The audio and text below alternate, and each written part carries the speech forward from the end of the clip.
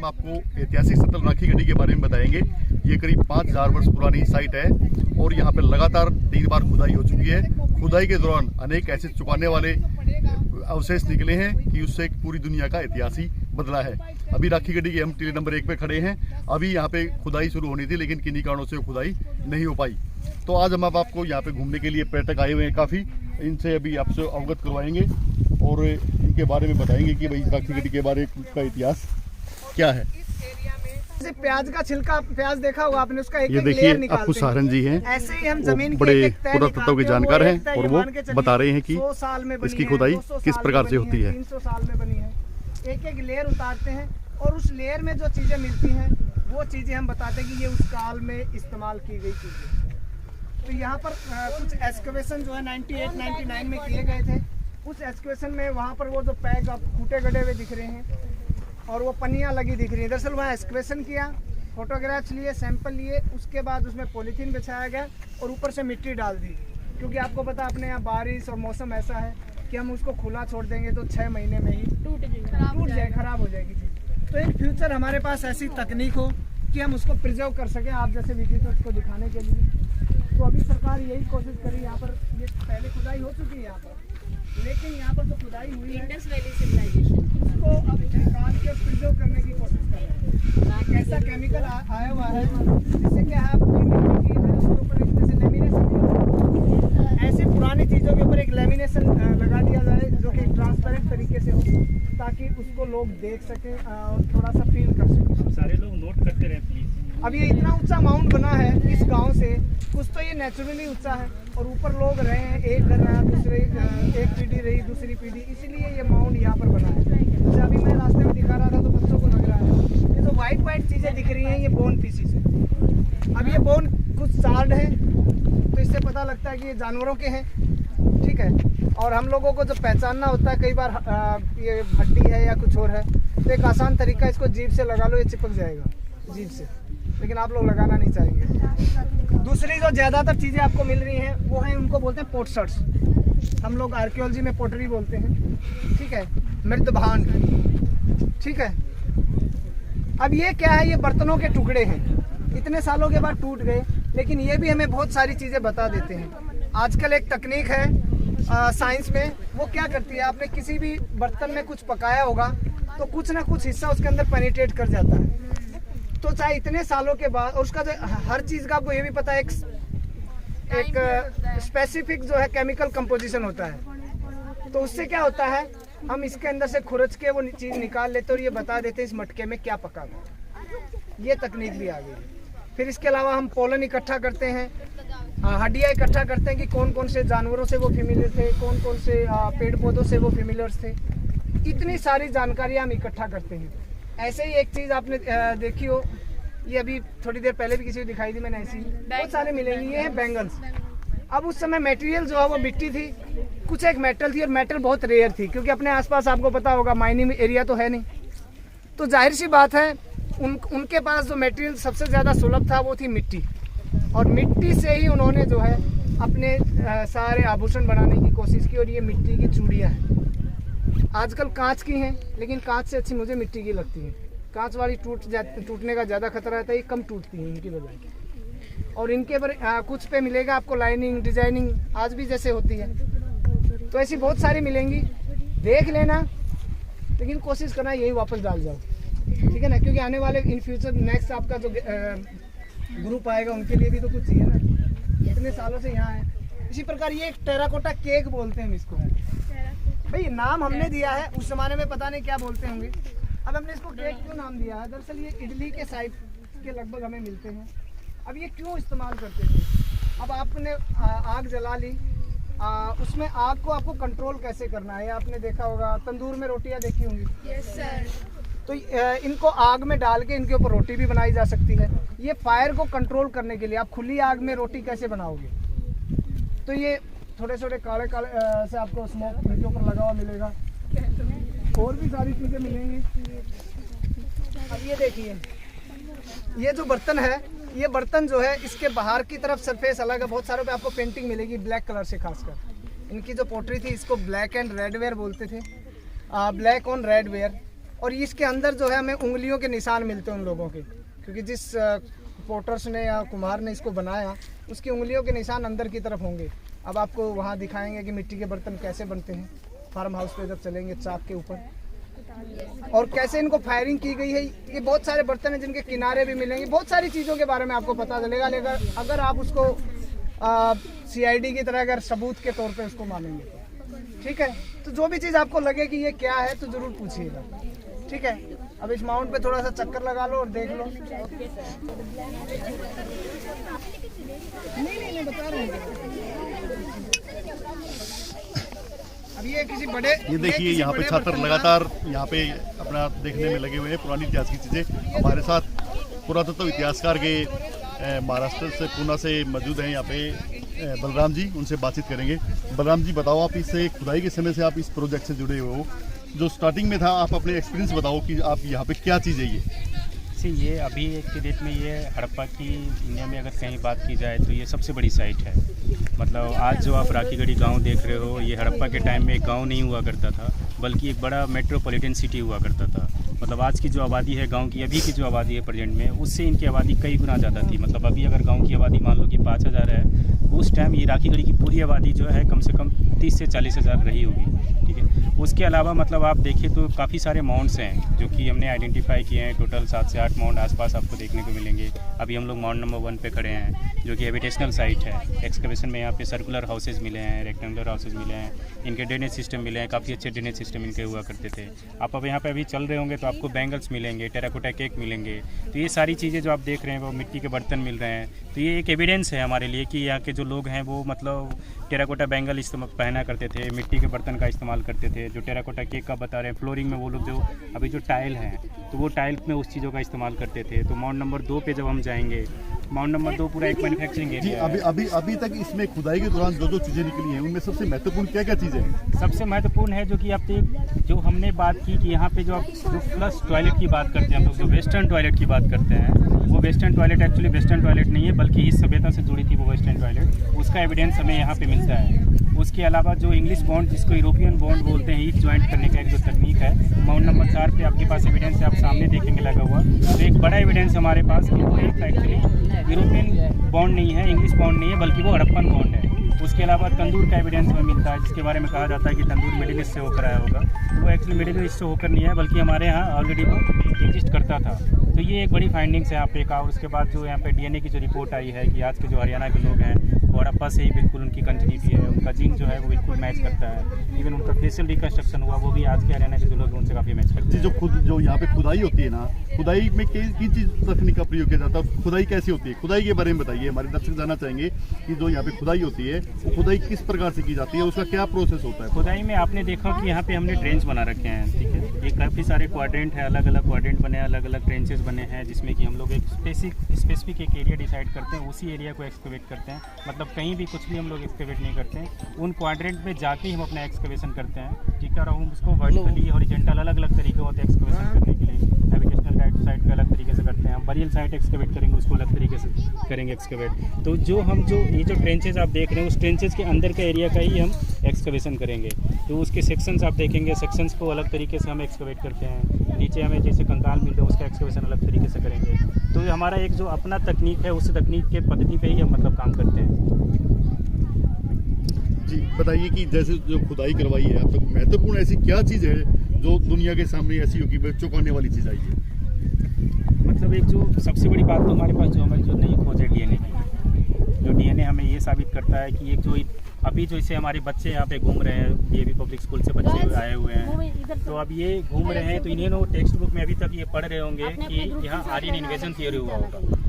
तो वो text book में जो आर्यन इन्वेजन थ्योरी के बारे में ये बच्चे पढ़ रहे हैं, इनको अब ये बताने की ज़रूरत है, उस टेक्स्ट बुक में ये सुधार करने की ज़रूरत है कि कोई यहाँ पे आर्यन इन्वेजन हुआ ही नहीं था, बल्कि यहाँ के जो लोग हैं ओरिजिनली यहीं के लोग हैं, यहाँ के हड़प्पा के ही लोग हैं, जो कि 6000 साल से कंटिन्यू यहाँ पे अपना जीवन यापन कर रहे हैं। सभ्यता आई, तभी ख़त्म हुई, फिर से लोग शुरू हुए, रहना सहना शुरू किया। तो एक बड़ा एविडेंस है जो लोगों को जानने की ज़रूरत है। ये जो बच्चे घूम रहे हैं इनको जानने की ज़रूरत है कि उनके टेक्स्ट बुक में एक सुधार की ज़रूरत है कि कोई आर्यन इन्वेजन थ्योरी नहीं, मतलब जिस थ्योरी की बात करते हैं तो कोई ऐसा इन्वेजन हुआ ही नहीं था, बल्कि जो लोग हैं वो ओरिजिनली यहीं के लोग हैं। इन टीलों की खुदाई कितनी बार हो चुकी है अब तक? इन टीलों की खुदाई पहले तो अमरेंद्रनाथ सर ने 3 साल किया, ASI ने, उसके बाद डेक्कन कॉलेज पुणे ने 2012 से लेकर 2016 तक एक्सकवेशन किया। मतलब टोटल 7 सीजन में इन टीलों की खुदाई अभी तक हो चुकी है।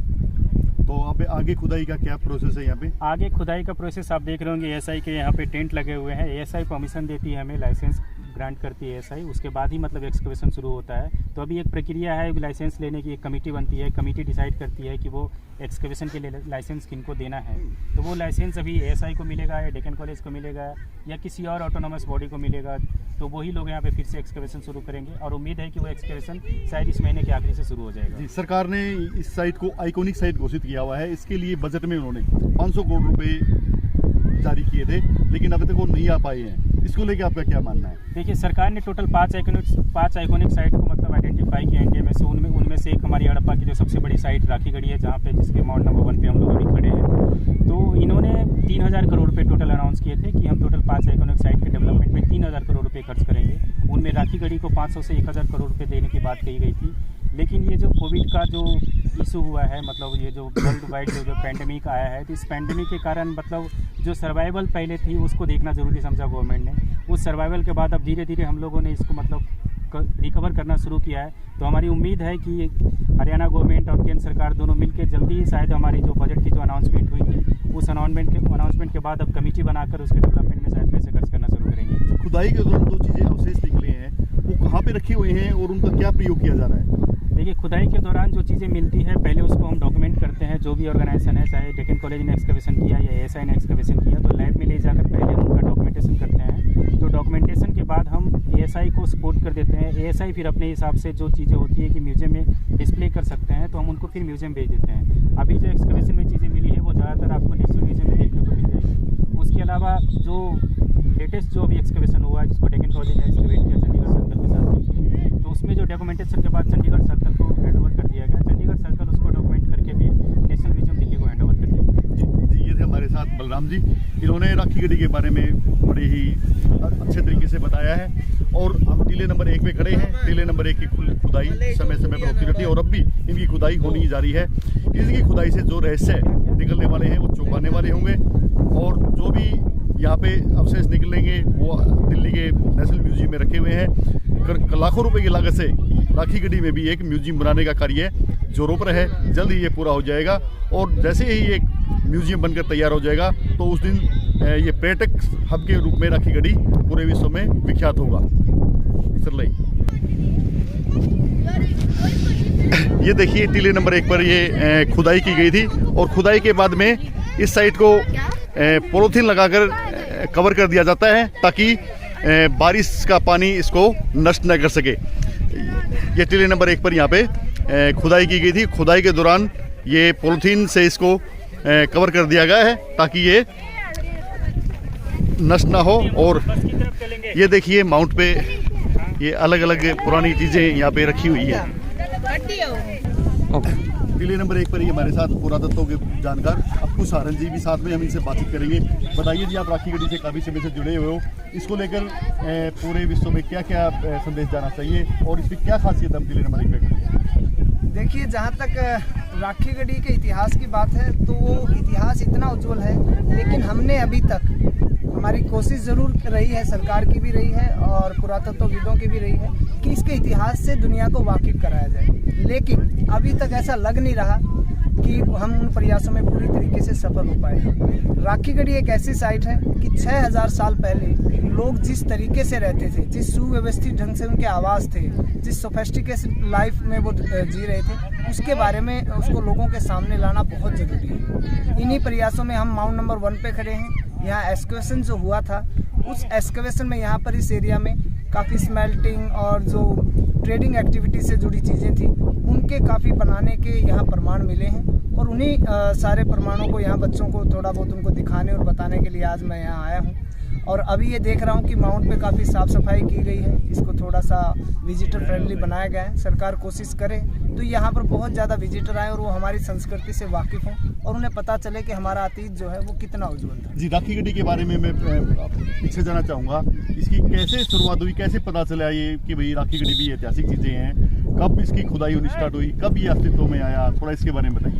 देखिए, आचार्य भगवान देव जो है वो हिंदी के प्रचार प्रसार के लिए यहाँ आए थे, तो उन्होंने ये रिपोर्ट किया कि यहाँ पर कुछ टीले हैं जिनका कोई अतीत से लेना देना है, जिनका कोई पास्ट है, ये प्रकार उन्होंने ये कह के रिपोर्टेड किया। उसके बाद डॉक्टर सीड़क राम जी आए, उन्होंने अपने जो पीएचडी का सर्वे था उसमें ये बताया कि ये टीला काफ़ी फैला हुआ है, गांव 2 भागों में बटा हुआ है, गांव में शाहपुर में भी है और राखी गढ़ी में भी है।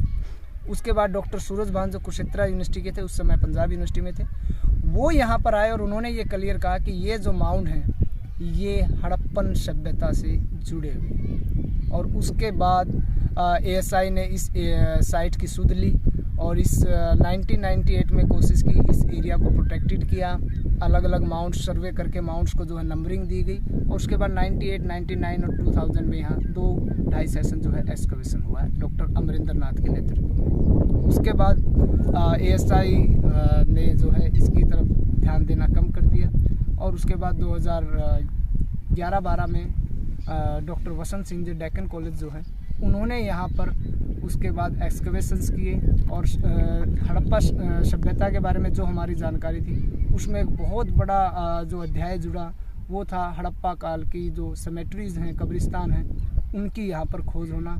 और ये पता डीएनए की खोज से पता चला कि हड़प्पा सभ्यता जो अभी तक ये मानते थे कि पश्चिम से ही लोग आए हैं और उन्होंने इस सभ्यता को बनाया है या उनका प्रभाव है वो ख़त्म हो गया। ये यहाँ की इंडिजीनियस स्वयंभू संस्कृति है और यहाँ के लोगों के जो फेस हैं वो भी राखी गढ़ी वाले लोगों के जो फेशियल रिकन्स्ट्रक्शन किया गया उससे मिलते जुलते। जी, ये काफ़ी विवाद रहा था इस चीज़ के ऊपर, आज भी विवाद है कि आर्य लोग यहीं के थे या आर्य लोग बाहर से आए थे। हालांकि डीएनए से ये काफ़ी हद तक शिंदे जी ने बताने की कोशिश की थी कि भाई आर्य लोग यहीं के थे, वो कहीं बाहर से नहीं आए थे। इसके लिए उन्होंने अलग अलग जगह से डीएनए भी लिए थे, पूरे देश के दक्षिण से लेके उत्तर से लेके दक्षिण तक, पूर्व से लेके पश्चिम तक काफ़ी लोगों के उन्होंने डीएनए लिए थे। तो आप क्या मानते हैं कि बाहर के लोग यहाँ पे आके बसे थे या सबसे पहले आर्य लोग आके यहाँ पे बसे थे? देखिए, लोग अगर हम ये बात करें, ये जो बाउंड्रियां हैं आजकल की देशों की, ये बिल्कुल मॉडर्न है, ये बहुत पुरानी नहीं है। तो उस समय कोई ये नहीं था कि ये आपका या मेरा, ये सारी चीज़ें तकनीक पे बेस्ड थी। तो अभी तक 2 तरह के विचार थे कि लोग आए, उसके बाद विचार ये आए कि लोग नहीं आए, तकनीक यहाँ पर आई, वो चीज़ें। तो अभी तक इन दोनों को लेके डिबेटेबल है। डीएनए से ये साफ क्लियर होगी कि ह्यूमंस तो यहीं के थे, यानी ये पहले यही आदि मानव थे। उसके बाद इन्होंने खेती करनी शुरू की, ये पशुपालक और किसान बन गए और इन्होंने फिर अपनी ट्रेडिंग की तो व्यापारी बन गए। हाँ, हो सकता है बाहर से लोग आके कुछ छोटी ट्राइबल या कुछ लोग आके इन लोगों को मिलके कुछ नया सीखा है। जैसे हमने रोमनों से भी बहुत कुछ सीखा है, हमने यूनानियों से सीखा है, शकों से, हूण से, जैसा हमारी संस्कृति रही, हमेशा हमने जो है दूसरों से बहुत कुछ सीखा है और अपना कुछ दिया है। तो ऐसे ही उनका प्रभाव ज़रूर रहा, लेकिन ये कहें कि हम लोग वहाँ से आके ही इन्होंने यहाँ पर बसाया, ऐसा तो नहीं लगता। बहुत सारी चीज़ें यहाँ की इंडिजीनियस हैं, स्वयंभू हैं, यहीं पर उपजी है। जी, ये थे हमारे साथ अपू सारन जी, इन्होंने राखी गढ़ी के बारे में काफ़ी कुछ बताया है और भी हम आपको जानकारी देते रहेंगे। ये हमारे साथ कुछ छात्र हैं जिन्होंने राखी गढ़ी के टीलों का दौरा किया है। अब इनसे पूछेंगे कि इन्होंने राखी गढ़ी के बारे में क्या देखा, क्या सीखा है। आपका नाम क्या है? मन्नत। बताओ, आप राखी गढ़ी में आए हो, आपने क्या देखा यहाँ पे? यहाँ पे हमने अलग अलग तरह के, मतलब यहाँ पे हमने ज़मीन के नीचे घर देखे हैं, वहाँ पे पुराने ज़माने के हमने चूड़ियाँ देखी है कि किस तरह से मिट्टी के बर्तनों से बनाते थे। यहाँ पे मुझे आके बहुत अच्छा लगा। जो चूड़ियाँ हैं, ये वाली चूड़ियाँ अच्छी थी या आजकल जो आपकी मम्मी डालती है वो चूड़ियाँ अच्छी होती हैं? जो पुराने ज़माने की चूड़ियाँ थी वो बहुत अच्छी है। देखो, इन्होंने बताया कि जो पुराने ज़माने की चूड़ियाँ थी वो काफ़ी अच्छी हैं और आजकल जो होती है, जो कांच की आर्टिफिशियल चूड़ियाँ हैं, वो हमारे को अच्छी नहीं लगी। आपका नाम क्या है? अंशिका। अंशिका, ये बताओ, आप राखी गढ़ी में आए हो, आपने सबसे अच्छा क्या लगा यहाँ पे? क्या चीज़ देखी? सबसे अच्छा तो जैसे हड्डियाँ होती हैं जो हमने कभी नहीं देखी, यहाँ आकर देखी। बिल्कुल स्केलेटल, हमने यूट्यूब पे भी हमने इसके बारे में सर्च किया था, तो हमने वहाँ पर स्केलेटल्स वगैरह भी देखी। और फिर यहाँ पर हमने अलग अलग पार्ट्स देखे कि इन्होंने कैसे डिवाइड कर रखा है खुदाई के लिए। और फिर हमने यहाँ पर देखा कि यहाँ पे बोर्ड्स पे लिखा हुआ है कि अलग अलग टिलों में 25 हेक्टेयर हैं हर एक में। और फिर ये राखी गढ़ी के बारे में हमें बताया गया कि ये 6000 साल पुराना है, और इन जो 5 बहुत मेन सिविलाइजेशंस होती हैं उसमें से राखी गढ़ी भी आती है। जी, ये थे हमारे साथ छात्रा, इन्होंने बताया कि राखी गढ़ी को उनको आके बहुत अच्छा लगा। हमारे साथ और भी काफ़ी यहाँ पे छात्रा हैं। आपका नाम क्या है? अविका। बताओ आपको राखी गढ़ी आके क्या लगा? मुझे बहुत अच्छा लगा राखी गढ़ी आके। इधर हमें पुराने ज़मानों की चीज़ों के बारे में बहुत पता लगा, जैसे कि उनकी हड्डियाँ, बोन्स और वो चीज़ें जिनमें पोट्स वगैरह जो वो मिट्टियों से बनाते थे, ये देखकर मुझे बहुत अच्छा लगा। जो आज के ज़माने में चीज़ें देख रहे हो, ये जो पुराने ज़माने की चीज़ें थी, आपको इनमें क्या अंतर लग रहा है? बहुत अंतर है, जैसे कि अब कई ज़्यादा टेक्नोलॉजी आ चुकी है, पर उस ज़माने में इतनी टेक्नोलॉजी नहीं थी, तो इस वजह से वो मिट्टियों से पॉट्स वगैरह बनाते थे जिसमें वो खाना पकाते थे, तो मुझे वो भी बहुत अच्छा लगा। देखिए, जो पुरानी चीज़ें हैं छात्राओं को यहाँ पे देख के बहुत ही अच्छा लगा है। हमारे साथ और भी छात्र हैं यहाँ पे बातचीत करने के लिए। आपका नाम क्या है? स्नेहा, बताओ आप राखी गढ़ी आए हो, आपको क्या अच्छा लगा यहाँ पे? यहाँ मुझे सबसे ज़्यादा अच्छा ये लगा कि जब मुझे यहाँ पुरानी चीज़ें देखने को मिली, जैसे कि यहाँ चूड़ियाँ थी लेकिन पूरी नहीं थी, आधी आधी थी, और यहाँ पर हड्डियों के कुछ पीसेस भी थे, और हमें सर ने बहुत कुछ बताया यहाँ के बारे में। यहाँ बहुत सारी अच्छी चीज़ें हैं और मुझे आप आकर बहुत अच्छा लगा। जी, सभी छात्र कह रहे हैं कि राखी गढ़ी आके बहुत अच्छा लगा, इनको यहाँ पे बहुत कुछ सीखने को मिला है। आपका नाम क्या है?